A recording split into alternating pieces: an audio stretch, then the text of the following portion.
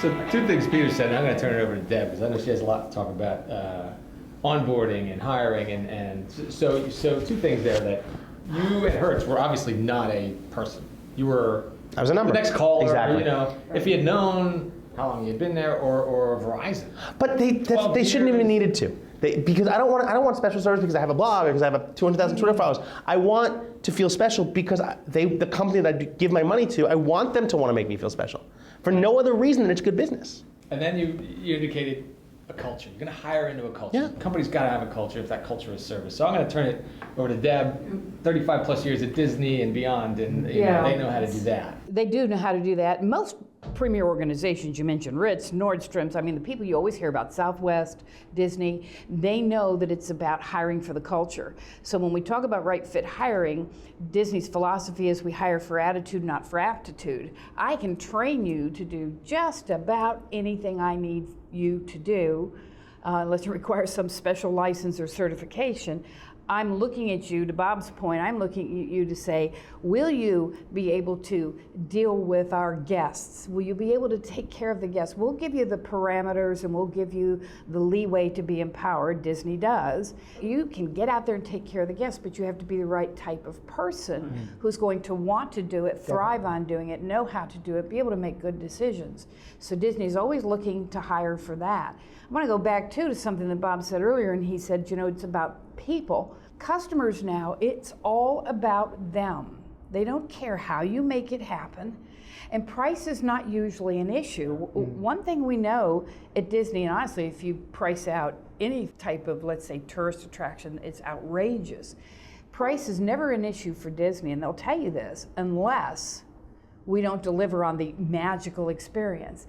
We don't get complaints. When I worked for Disney, we didn't get complaints about price unless Disney messed up and didn't fix it and didn't make it right, or just didn't deliver on that emotional feeling that people expect to have, because it's about expectations. Much of it's about expectations.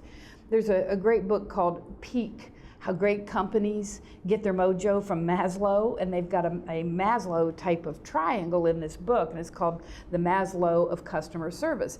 And the very bottom half, you know, where Maslow would have basic needs, it says meet expectations. If you're meeting your customers' expectations, you are barely staying alive. You are not even maintaining competitive advantage. If you're exceeding customer expectations, you will have some success.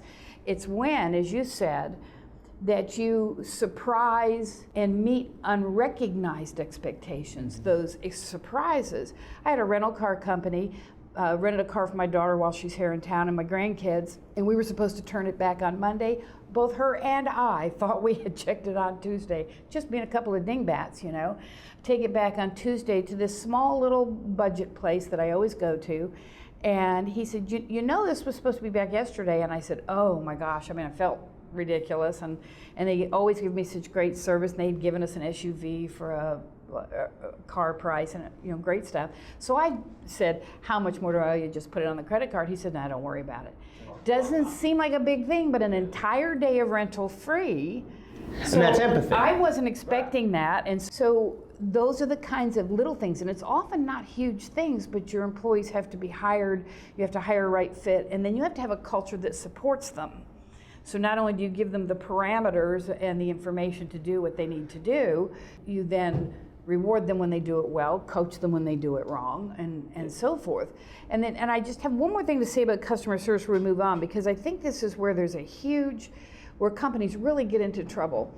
In poll after poll, the average percentage is that 80% of companies think that they're delivering. 88. Now it's 88. It goes. Think they're delivering superior. 88. Yes. Think they're delivering superior service to customers. 8% of the customers believe they don't get any type of superior service. How can you run a company and not be any more connected to your customers than that? And it's because companies go around thinking we know what the customers want, and they don't bother to take the time to find out.